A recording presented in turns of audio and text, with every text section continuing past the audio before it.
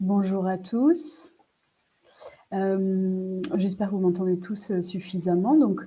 Bienvenue au webinaire sur le numérique responsable en entreprise, animé par Héloïse Dano qui va se présenter tout à l'heure.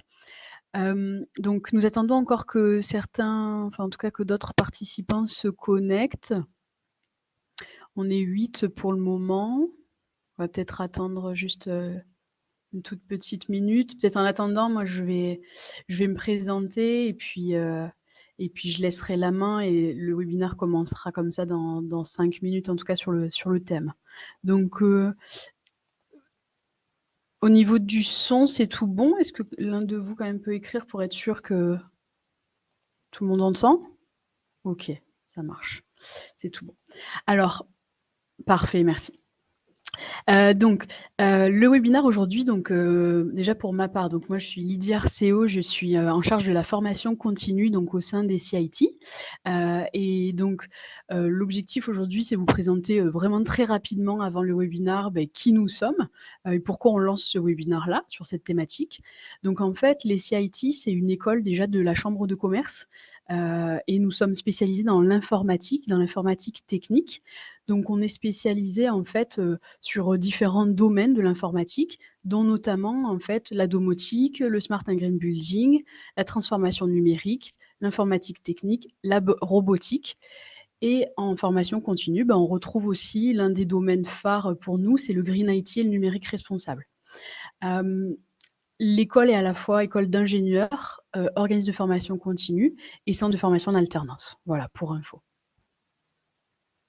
Et on est présent, ça c'est juste pour ceux qui souhaitent voir les bâtiments par la suite, on est présent sur 4 campus en fait, aussi bien sur Pontoise que sur Montigny-le-Bretonneux et aussi également sur Paris, Paris 17e en fait, et à Cergy. Héloïse, je te laisse la main. Oui, bonjour à tous. Merci d'être là aujourd'hui. Donc, avant de vous présenter la formation Initier une démarche numérique responsable en entreprise, je vais me présenter brièvement. Donc, je m'appelle Héloïse Dano. Je suis ingénieure INSAD Rennes et je suis formatrice et consultante en numérique responsable avec ma société que j'ai créée cette année qui s'appelle Ecologeek. Je suis membre de plusieurs collectifs et certifiée numérique responsable par greenIT.fr et l'INR. Et puis également membre du CA de l'association de la fresque du numérique, parce que j'aime beaucoup cet outil pour partager de manière, en utilisant l'intelligence collective en fait, partager autour de ce sujet-là. Quelque chose que vous allez retrouver aussi dans cette formation-là. N'hésitez pas à noter des questions, mince, je suis allée un peu vite, à noter des questions dans le chat et on pourra y revenir à la fin de la présentation pour rebondir dessus et répondre. Donc, avant de commencer vraiment à parler de la formation, déjà, je préférais vous faire un petit topo sur ce que c'est que le numérique responsable. Donc, c'est vraiment un petit topo rapide. Dans la formation, on va beaucoup plus loin sur le sujet. Le numérique responsable, on peut aussi appeler ça le numérique durable ou en anglais Sustainable IT. En fait, c'est un numérique qui va venir appuyer sur les 3 piliers fondamentaux du développement durable, qui sont la protection de l'environnement, l'équité sociale et l'efficacité économique. Donc, c'est-à-dire qu'il faut que ce soit un numérique qui préserve la diversité des espèces et les ressources naturelles et énergétiques, mais aussi au niveau sociétal, quelque chose qui satisfait les besoins en santé, éducation, habitat, emploi, tout ce qui est prévention de l'exclusion et mixité sociale et l'équilibre intergénérationnel, pour vraiment faire quelque chose d'équitable. Et au niveau économique, c'est créer des richesses et améliorer les conditions de vie matérielles en fait. Et donc, si on rentre un petit peu plus dans le détail, par exemple, pour la partie protection de l'environnement, il y a 2 gros axes en fait, là-dedans. C'est le Green IT ou le Green for IT qui va venir en fait s'occuper à limiter l'empreinte environnementale du numérique. Et sinon, sa complémentaire, ce sera l'IT for Green, qui a plein d'autres synonymes, Green by IT, Green by Design, Design for Green, Tech for Green, tout ce genre de choses. Et en fait, qui va venir utiliser le numérique pour limiter l'empreinte des autres domaines d'activité. Donc, c'est les 2 côtés, en fait. Et au niveau social, ça va être plutôt tout ce qui est autour des termes comme la tech for good. J'ai quelques Coupure de son. Mince, je suis désolée, j'essaie que la connexion fonctionne bien. Je peux essayer de mettre mon casque pour voir peut-être si ce sera mieux, si vous voulez. Des légères coupures. Je vais mettre mon casque en c'est mieux. J'espère que c'est pas la connexion parce que à ce moment-là, je vois pas de. Ça marche. Est-ce que c'est mieux comme ça avec le casque? C'est un peu plus lointain, mais on entend. Comme ça, c'est mieux si je le Oui, rapproche un c'est peu? beaucoup mieux. Parfait. Super. Parfait. Oui, donc je continue. Au niveau de l'aspect sociétal du numérique responsable, on peut entendre quelques termes comme faire partie, qui est en fait essayer de faire un numérique qui soit équitable, l'intégration de la dimension sociale en fait dans les démarches numériques des entreprises. C'est aussi tout ce qui est autour de l'IT for good, la tech for good, data for good. En fait, c'est utiliser la technologie pour faire le bien, utiliser le numérique au service de causes humaines. Et en fait, on va venir vraiment réunir ces trois pôles du développement durable. C'est là vraiment où on va avoir un numérique responsable. Alors souvent, on met l'accent sur la partie environnementale, mais il faut vraiment savoir si on veut faire un numérique responsable plus global, il faut prendre en compte ces trois aspects-là. Et donc, si on commence à parler de la formation, donc le titre, c'est « Initier une formation numérique responsable dans mon entreprise ». Donc, en fait, cette formation, elle va être un véritable point de départ de votre stratégie numérique responsable. Elle va vous permettre de faire des pertinents et qui sont en accord avec les enjeux environnementaux et sociaux actuels. Ça va être une initiation à la démarche. Vous n'allez pas sortir de cette formation en étant des experts du numérique responsable, mais vous allez néanmoins être autonome sur pas mal de sujets et sur ce, vous ne pourrez pas être autonome tout de suite. Moi, au moins, mon but, c'est de vous donner les clés, trouver ces informations, trouver les acteurs, trouver les outils dont vous aurez besoin pour continuer cette démarche. Donc, les objectifs pédagogiques sont vraiment de comprendre les enjeux pour ensuite pouvoir prendre des choix pertinents et s'approprier les démarches, les étapes de démarche dans l'entreprise, tout en prenant en main différents outils, méthodos pour choisir vraiment ceux qui nous conviennent. Et on sortira aussi de là en ayant créé une petite feuille de route sur laquelle on reviendra tout à l'heure. En fait, voilà, à travers cette formation, j'essaye de passer les trois étapes de l'apprentissage.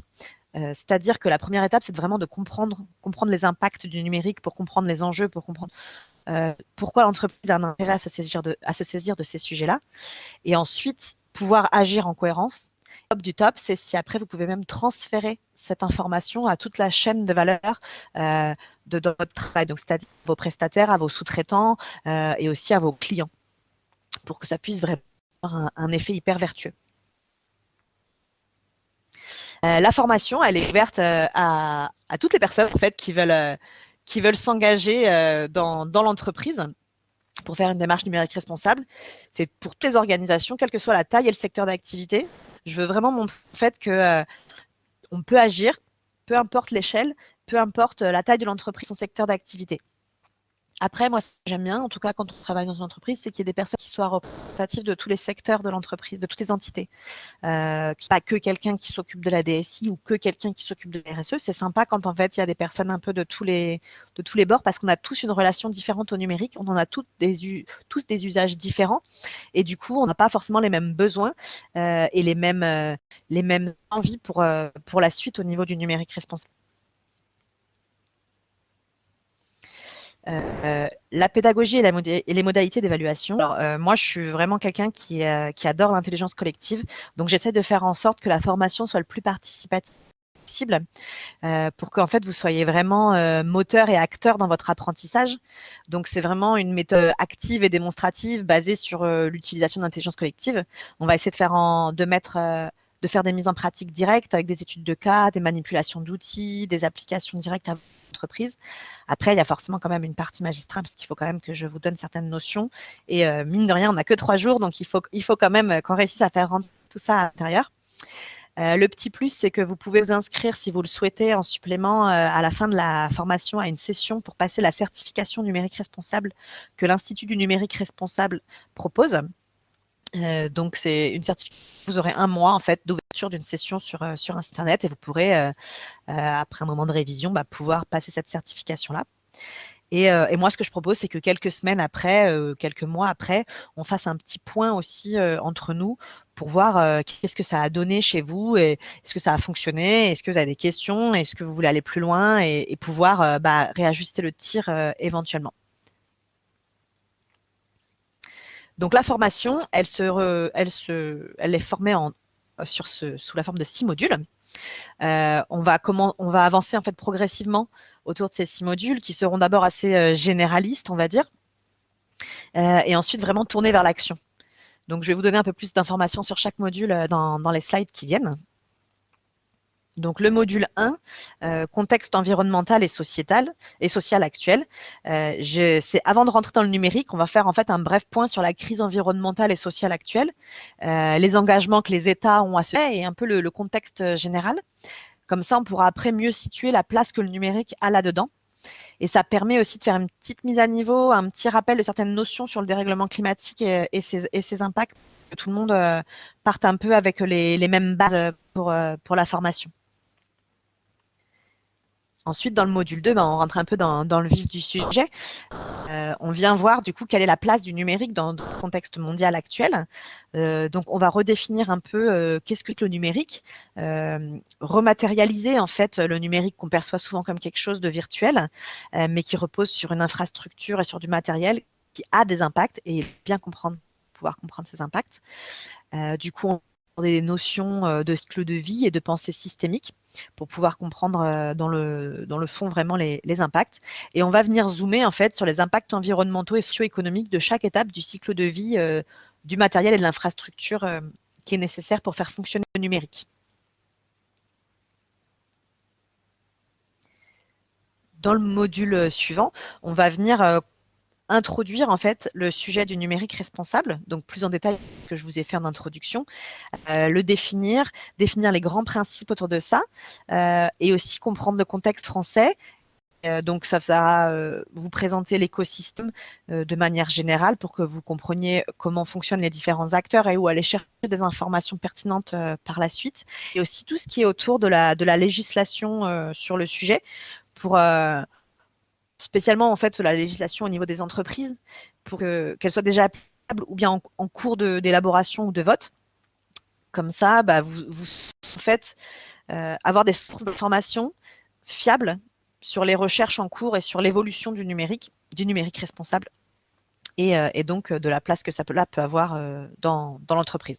Voilà, donc avec ces premiers modules, on vient vraiment en fait dresser le contexte dans lequel vient évoluer ensuite la partie plus tournée vers l'entreprise. Donc là, directement avec le module 4, on va vraiment rentrer dans le vif du sujet en se tournant vers l'entreprise. On va étudier en fait chaque domaine d'application de l'entreprise et découvrir les solutions qui y sont associées. Donc, je les ai listés là, les différents domaines. Donc, le principal, en fait, c'est d'agir sur le matériel. Comment faire, en fait, pour consommer différemment du matériel informatique qui, vous allez le voir dans l'information, a énormément d'impact. Donc, c'est comment est-ce qu'on fait pour changer un peu notre utilisation en intégrant, par exemple, de l'économie de la fonctionnalité, des alternatives, en fait, à l'achat, comment modifier sa stratégie achat pour la rendre vertueuse. On va s'occuper aussi des data centers. Comment est-ce qu'on peut choisir une option cloud ou un serveur bien la plus responsable? Donc, on va découvrir en quels critères on peut choisir cela. Ensuite, on va quand même passer un moment sur l'usage parce que c'est la partie, on va dire, de l'iceberg, celle qu'on côtoie tous les jours. Donc, elle est très importante. Il est très important de mettre en place des pratiques vertueuses. On va parler notamment de comment est-ce qu'on fait pour stocker des données de matière vertueuse, comment on fait pour les mails, les impressions, les pratiques de navigation web, de consommation d'énergie, toutes ces petites choses qui peuvent être faites peut-être plus par les collaborateurs dans l'entreprise. Ensuite, on va venir aussi parler un petit peu du libre et de l'open source. Comment est-ce qu'on peut se saisir en fait de ces opportunités potentiellement en entreprise? Et ensuite, un point qui est très important, surtout si vous travaillez dans des entreprises numériques, c'est la conception responsable de services. On va venir voir comment est-ce qu'on peut intégrer les principes du numérique responsable dans la conception de nos services. Et si on ne fournit pas des services, comment est-ce qu'on peut demander à nos fournisseurs de services ces options numériques responsables à l'intérieur? Et puis, on va parler aussi, alors la ligne, mais de l'inclusion et de la mixité, qui est un sujet sociétal très important aussi dans les entreprises. On sait que dans les métiers numériques, il y a peu de femmes. Comment est-ce qu'on peut faire pour attirer des femmes dans votre entreprise au niveau de votre pôle numérique, mais c'est aussi l'inclusion des différentes personnes dans l'entreprise au niveau de la transformation digitale. Des fois, on est allé un peu vite. Il y a des gens qui se sentent un peu laissés pour compte, qui n'ont pas bien compris comment fonctionnait le numérique. On va voir aussi un petit peu comment faire pour inclure en fait tous les collaborateurs de l'entreprise face au numérique. Et puis, en dernier point, si on a un petit peu de temps, j'aime bien parler aussi de comment est-ce qu'on fait pour installer un poste de travail, surtout en télétravail, les bonnes pratiques en fait de posture pour pas se faire mal en fait pendant qu'on utilise le numérique. Un petit bonus, c'est pas vraiment du numérique responsable, mais je trouve que c'est quand même assez important de faire un petit point là-dessus.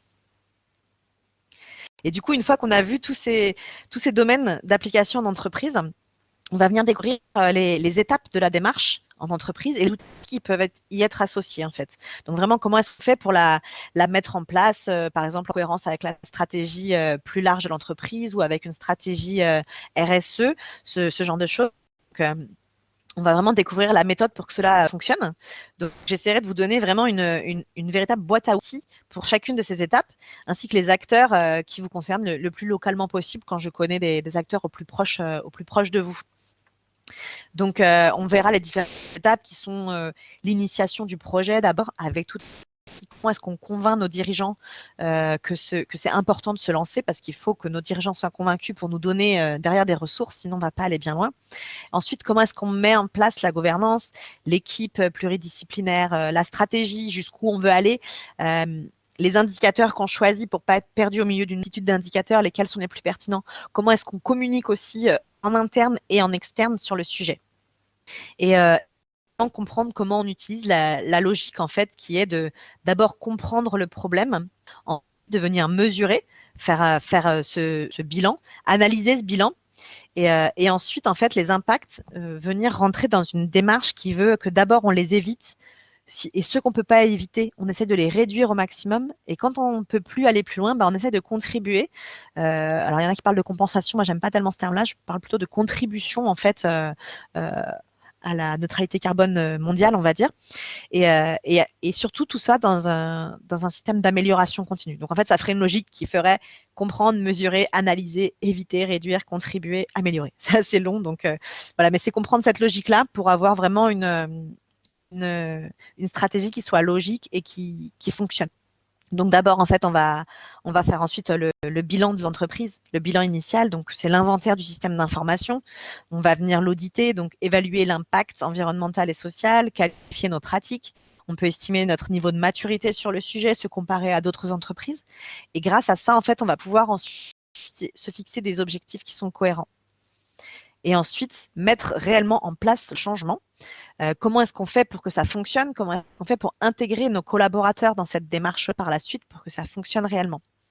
Et ensuite, comment est-ce qu'on fait pour suivre cette démarche, pour la rendre pérenne et vertueuse en suivant vraiment les principes de l'amélioration continue?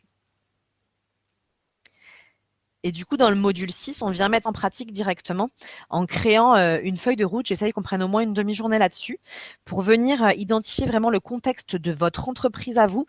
On va venir voir quel est l'intérêt pour votre entreprise, les freins que vous pouvez identifier, les leviers, les ressources, quel est votre environnement de travail digitalisé, les profils digitaux de l'entreprise, la disponibilité des ressources. Enfin, vraiment, on va venir identifier le contexte global de votre entreprise là-dessus pour pouvoir se fixer derrière des objectifs aussi qui soient cohérents pour ensuite débuter la démarche. Donc, c'est vraiment jusqu'où vous voulez aller dans la démarche. Est-ce que vous souhaitez aller jusqu'à une labellisation? Est-ce que vous voulez introduire le numérique responsable dans vos offres?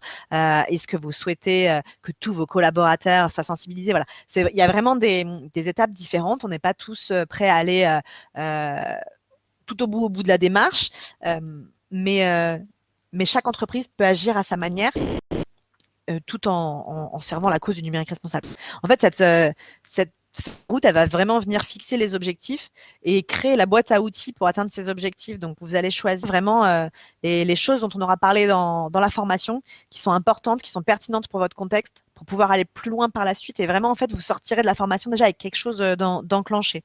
C'est vraiment que vous puissiez repartir avec une liste de tâches, en fait, et que vous soyez déjà dans l'action. J'ai vraiment en fait envie qu'en sortant, vous soyez déjà autonome sur pas mal de choses.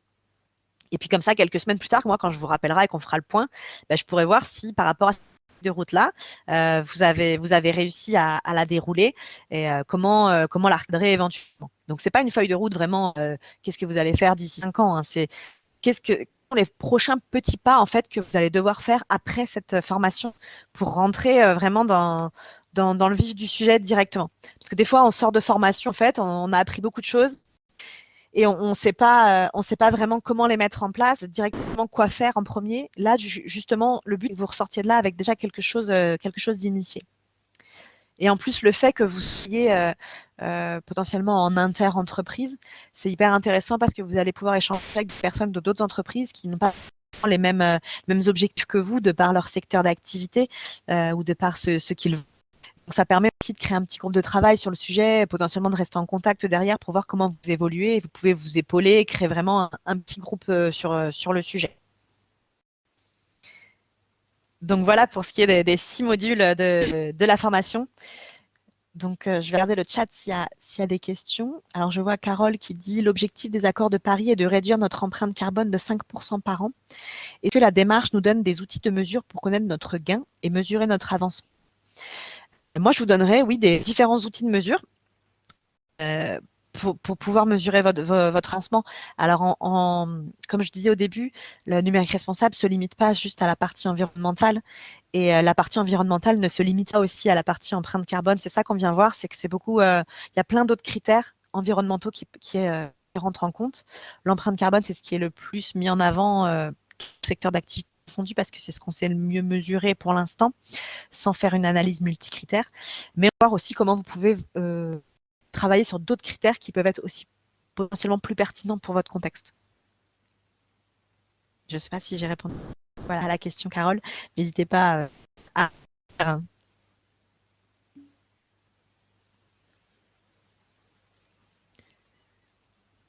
Je vais mettre ma caméra comme ça, ce sera peut-être plus simple pour me voir.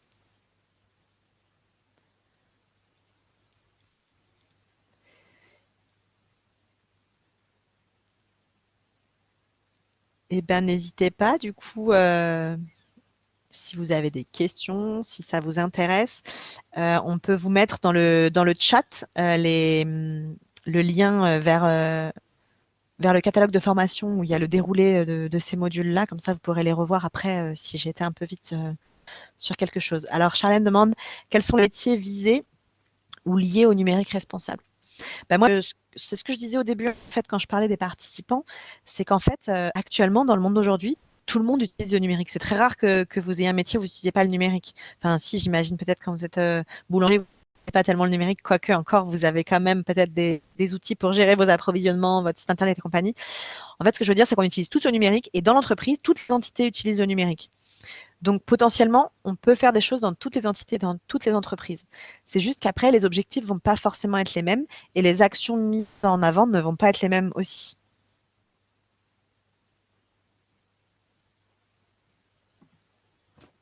Alors moi, c'est pas une question, mais c'est plutôt une remarque que je voulais faire. Je trouve que la formation que tu proposes est vraiment super parce que en fait, nous, on a lancé une initiative un peu de ce genre au sein de ma société il y a de ça 2 ans. Et en fait, on a fait tout travers. Enfin, on est passé par pas mal des étapes que tu cites, mais pas du tout dans l'ordre que tu proposes. Et je pense que si on avait eu une méthode comme ça nous aurait énormément aidé et ça aurait permis de gagner du temps. Donc, je voulais savoir si tu avais des retours d'expérience, si tu l'avais fait au sein d'autres sociétés. Mais en tout cas, moi, je trouve que c'est une super démarche. Alors, c'est une formation qui est assez récente. Il y en a d'autres qui ressemblent un peu à ça, mais qui vont peut-être pas jusqu'à faire une feuille de route. Et moi, c'est ce qui m'a vraiment manqué quand moi, je suis formée sur le sujet. Là, je vais faire quelques formations en intra-entreprise, donc c'est un peu différent de là parce que en intra-entreprise, c'est une même entreprise, donc on va peut-être un petit peu plus loin sur la feuille de route. Mais moi, je trouve que le format inter-entreprise aussi est vraiment intéressant pour que vous puissiez échanger entre pairs, entre différentes entreprises. Ça ouvre vraiment la vision. Mais oui, je suis d'accord avec toi. Des fois, en fait, on part sur des choses qu'on a entendues, on se lance à fond dans 2-3 actions qu'on a entendu dire que c'était les bonnes actions. Et en fait, c'est pas pertinent par rapport à notre contexte. Donc, c'est vraiment important de comprendre d'abord où est le problème, où sont les impacts, identifier notre contexte et ensuite faire des choix pertinents et cohérents avec ça, quoi. Oui, complètement. Ce que tu cites, soit se lancer dans des labels, soit se lancer dans des projets concrets ou alors dans la sensibilisation de ses salariés, etc. C'est juste différentes échelles et généralement, dans des entreprises comme dans celle dans laquelle je travaille, on se lance un peu sur tous les sujets et du coup, il n'y a pas grand-chose qui avance parce qu'on parallélise tout et rien n'est fini. Et du coup, c'est vrai que poser une feuille de route comme ça, c'est une excellente idée. Ouais, et puis c'est vraiment comprendre comment fonctionne l'amélioration continue, faire des cycles qui sont assez courts pour que justement on se perde nos objectifs et qu'on se fixe des petits objectifs atteignables qui vont arriver jusqu'à la cible finale à la fin, mais que ces objectifs intermédiaires en fait soient atteignables parce que sinon on n'en finit jamais d'essayer d'atteindre notre cible et comme tu dis, on a l'impression que ça avance pas en fait. Et j'ai peut-être raté l'info au début, mais du coup, aujourd'hui, cette formation, elle tient en combien de temps, à peu près? C'est 3 jours, mais je crois que j'ai oublié de l'indiquer en fait, dans le début. En fait, c'est 3 jours. Le premier jour, on va vraiment être sur l'identification du contexte, voilà, rappel du contexte mondial. Quelle est l'empreinte environnementale du numérique, son empreinte sociale et sociétale, géopolitique, les acteurs de l'écosystème, la loi à ce sujet-là. Et on va commencer un petit peu à parler de l'entreprise, mais c'est surtout dans le deuxième jour où on va ensuite faire tous les domaines de l'entreprise où il y a des impacts, voir quels sont ces impacts et les outils associés. Et troisième jour, on est plutôt sur la démarche, la mise en place de la démarche dans l'entreprise.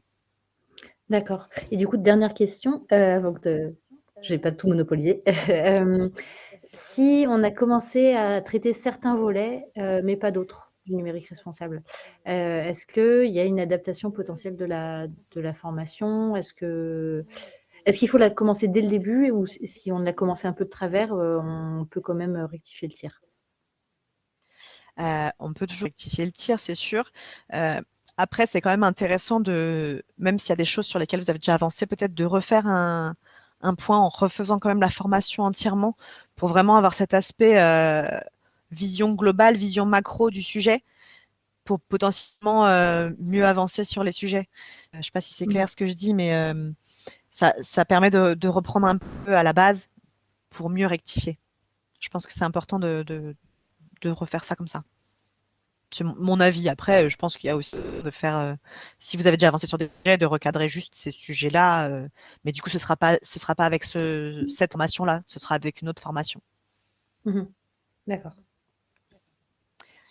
Alors, je vois Nathalie qui pose comme question, la mise en application d'une démarche numérique responsable est-elle possible dans tout type et toute taille d'entreprise?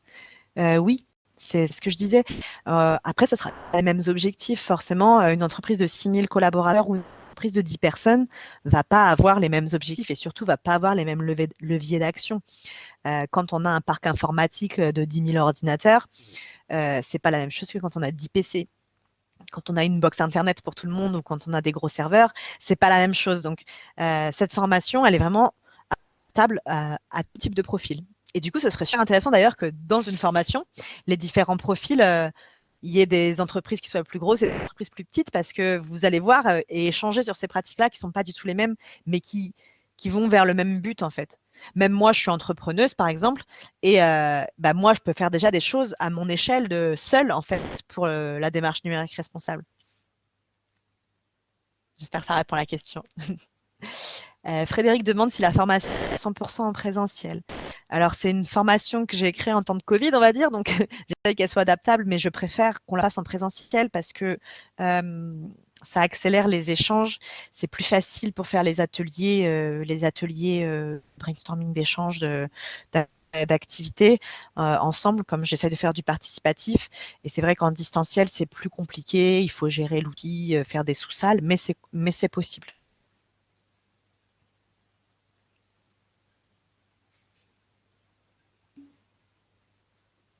Ouais. Bah, n'hésitez pas si vous avez d'autres questions ou remarques sur la formation, son déroulé, la logistique.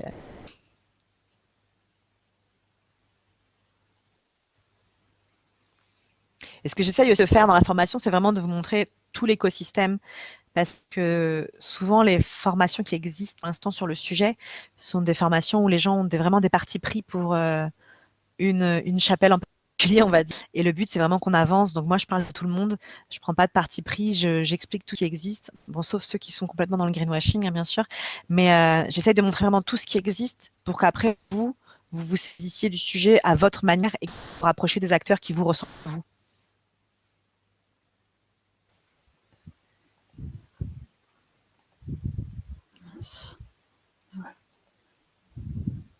Oui, si je peux permettre de compléter, pour ce qui est justement des modalités, et puis de toute façon, le programme en tant que tel, on vous le transmettra quoi qu'il arrive par mail. Donc, on va vous envoyer le programme avec le détail. Vous aurez tout, et puis vous aurez mon contact si nécessaire aussi pour poser davantage de questions quant aux modalités. Hein.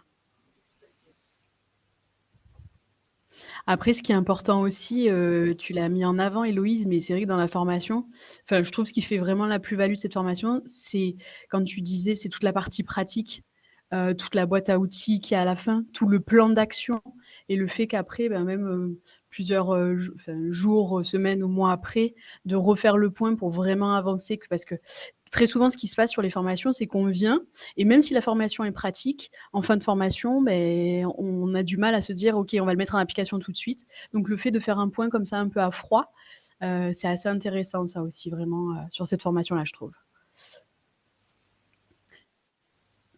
Est-ce qu'il y avait d'autres questions?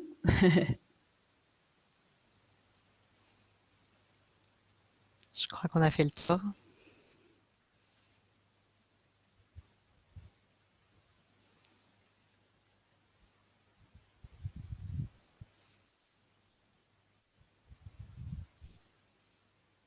N'hésitez pas, en tout cas, à consulter le programme en ligne et à revenir vers nous si jamais vous avez plus de questions. Enfin, j'ai fini plutôt. Je parle assez rapidement, en fait. Synthétique, c'est l'essentiel. Bah, merci à tous. Bon, alors. c'était clair. Ok. Eh ben, on va vous lâcher en avance. Alors, à moins que tu veux rajouter quelque chose, peut-être Lydie ou Charlène? Non, je pense qu'on a bien fait le tour. Effectivement, on vous envoie de toute façon tous les éléments par mail avec coordonnées, donc n'hésitez pas à revenir vers nous si besoin. Voilà. Très bonne soirée à tout le monde. Bonne soirée. Au revoir.